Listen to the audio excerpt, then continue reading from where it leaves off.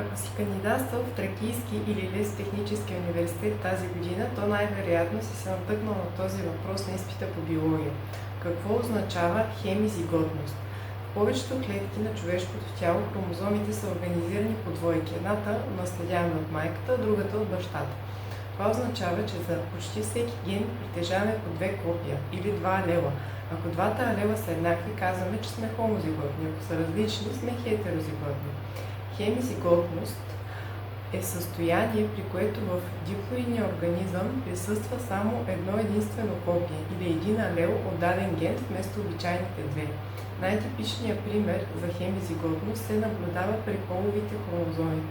Жените притежават две Хикс хромозоми, което означава, че имат по две копия за гените в тях. Мъжете притежават една Хикс и една Y хромозома. Затова мъжете са хемизиготни за тези гени, разположени в Хикс хромозомата. Поради хемизиготността при мъжете някои генетични състояния, свързани с Хикс хромозомата, засягат именно мъжете. Можеш ли да дадеш пример за такива болести и състояния?